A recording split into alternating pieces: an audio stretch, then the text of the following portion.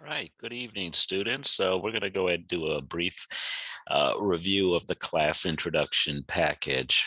This is intended for students that may not have made the first class last Tuesday, the 18th. Let's get started. This is a review of the Internet Network and Internet Security course, Info 393. I'm Bob Burke, and I'll be teaching the class this semester. Look forward to meeting you. I look forward to having some time in office hours or separate appointments. Anytime you have a question or you need some insight into what we're doing, or you're just puzzled by something, let me know. We'll get on Zoom and we'll get it knocked out. All right, so we'll talk about the course objectives, some of the general course information, how it's organized, the class is organized. Then we're going to really focus in on the hands-on skills. This class is intended to be a lot of hands-on, a lot of exercises, a lot of challenges, which we think will really help develop your skills, develop your knowledge, and I think it'll be a lot of fun. So looking forward to working with you on that. And then finally, we will talk about your personal or virtual lab options, what you need to connect and do the activities and exercises in the class.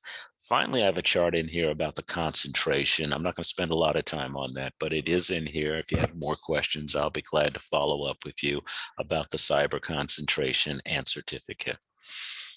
Okay. This is in the syllabus. I encourage you to go read the syllabus, but these are all the description of the class and the outcomes in the class. What I'll do is let you read that for yourself, but to really emphasize, we want to learn by doing and get you in there using the tools and techniques that will allow you to go out and map network activities, analyze network activities, evaluate network security exposures, and do some very ethical activities to exploit vulnerabilities in a very safe environment. Here's your course information. We are in room 400 every Tuesday and Thursday, 11:10 to 12:30. Occasionally, we are a hybrid class. We will do online if we feel it works well for us or because of weather or other circumstances. The book is Principles of Computer Security, CompTIA, Security Plus and Beyond. I don't care what edition you get. We're going to follow the book loosely. 5th edition, the current edition is the 6th. Go 4th, 5th, they're all about the same. I also recommend, if you don't mind, a PDF works fine. The one reason we're going to use that book is it's used by the other cyber classes that we give here. We don't want our students to have to buy textbooks unnecessarily. So it's the same book that's used by our Info 395 and our Info 391, all the courses in the concentration. The official instructor for the class is Dr. Agarwal. He's the department chair, but I will actually be teaching it as your TA. So feel free to contact Dr. Agarwal if you have any questions or concerns, or of course, contact me. I put my mobile number there. If at any time you need to get me or want to get a quick appointment or something, feel free to text. I am normally on my email during the day and into the evening, but if you need to get to me quick, just text me. And there's some other things. Okay, office hours.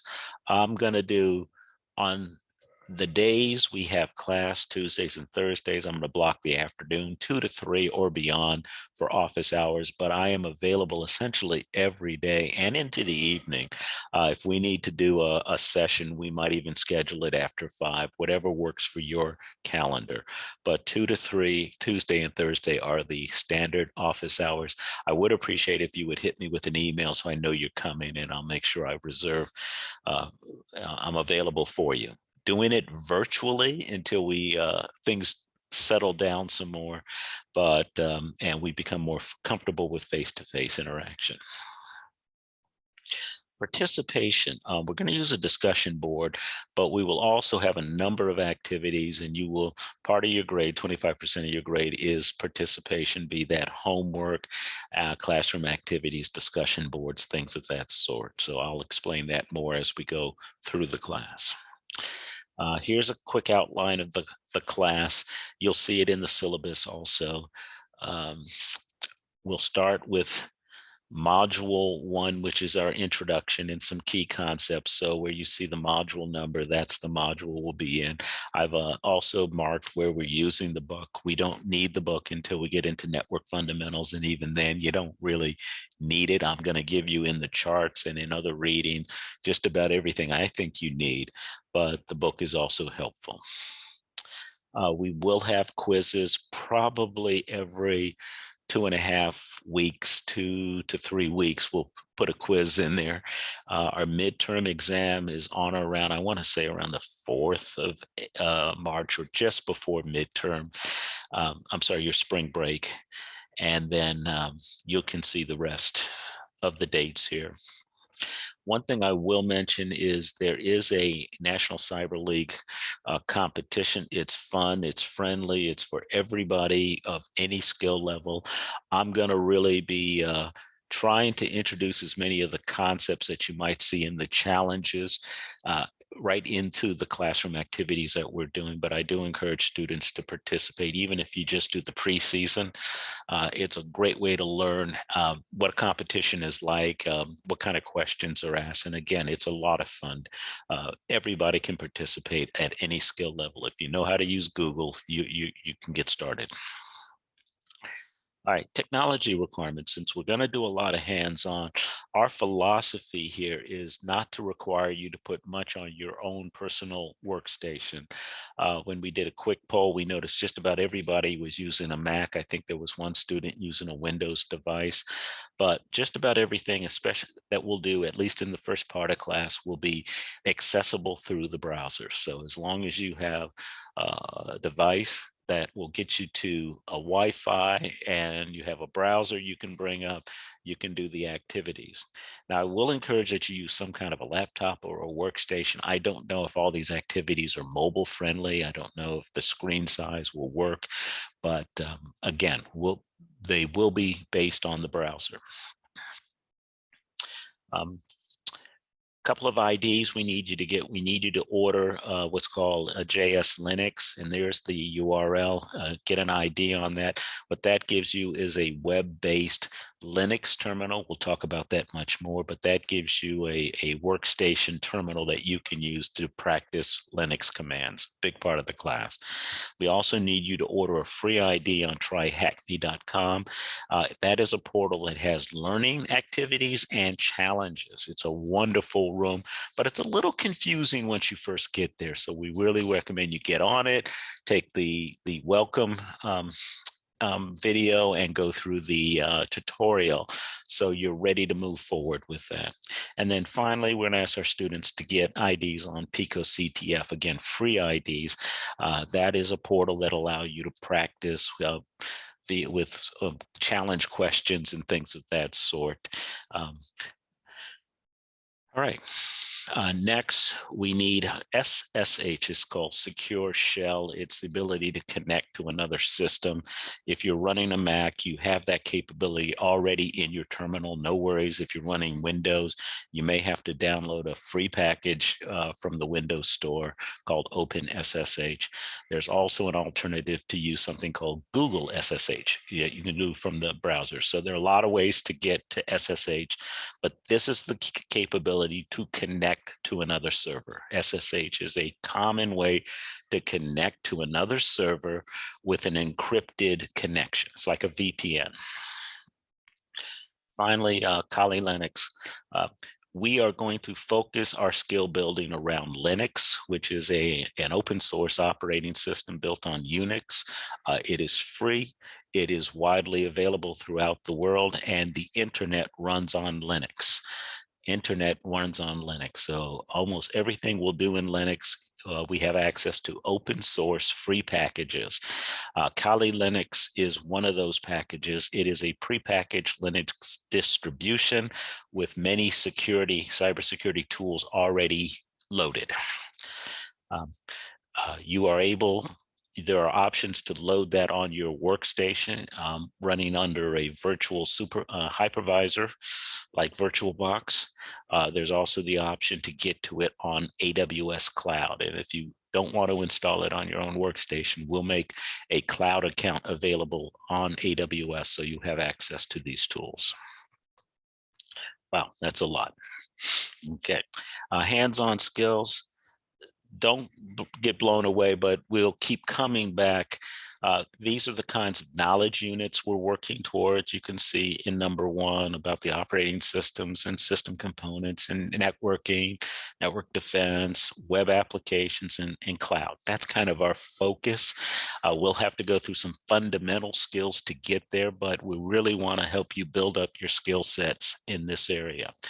We already talked about the different portals, JS Linux, TryHackMe, Pico CTF.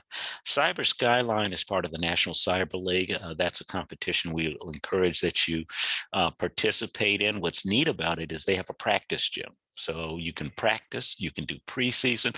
You don't have to officially get in the competition. You can kind of use it on your own at your leisure, and it'll help you build your skills up. And then finally, over the wire bandit, there will be an exercise. You don't need an ID on that, but it'll be a device that you SSH. Again, we talked about SSH earlier. You'll go over there and you can do certain challenges. So guys, there are a lot of different portals we're going to use in and out, but that's kind of the nature of the environment we're in, especially in the network environment. You will not be limited to your own workstation. You will log on to different servers and applications and do those activities, take the challenges, participate in the exercises on different servers. Finally, number 3 and 4 are the primary skills and secondary skills we're looking to build out. I'll let you look at that, but primary skills are what we're definitely going to cover in this class. Secondary skills aren't part of this class per se, but we may do some light activity in those areas. Or if you have a strong interest, let me know, and I'll make sure you have an opportunity to learn or do some exercises in whatever area you're interested in. Okay, lab environment. No need to get confused by the picture. If you're going to be in cybersecurity long-term, we want you to build out your own personal lab with the software we show here, but you don't have to do that. We're not going to tell you what to put on your devices. Everything we're going to do in class, we can do from the browser. So we're asking our students to make sure you have a device that you can can access a Wi-Fi and get to these cloud-based tools you'll see up in the upper right, or get to AWS Kali Linux. So with that, just kind of answering your questions. However, long-term, maybe over the summer, you may want to build out and add some software on your own personal device. The advantage of doing that is it's faster when you run it on your personal device.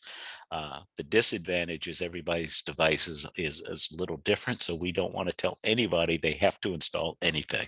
We encourage that you research anything you put on your device carefully and make sure it is safe and widely used within the Mac or Windows community.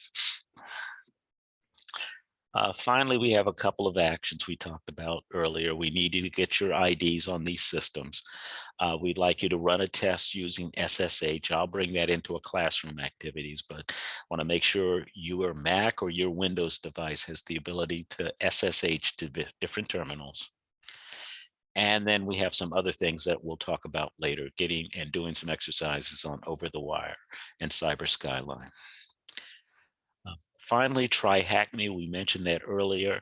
We're going to ask that you get an ID on TryHackMe. That's on the list you saw earlier. I will just say that once you get on it, it may not be intuitive in the beginning, but once you start using it, within the TryHackMe tool, not only does it have educational material, but it has the ability to launch different servers. You can launch an active machine, which is a target. It's a machine you're going to go after. You're going to do things on. You're going to query. It allows you also to launch an attack box, and that's your source machine. So you'll have a terminal. It looks like your laptop. You're going to launch something that is your laptop as you attack the active machine.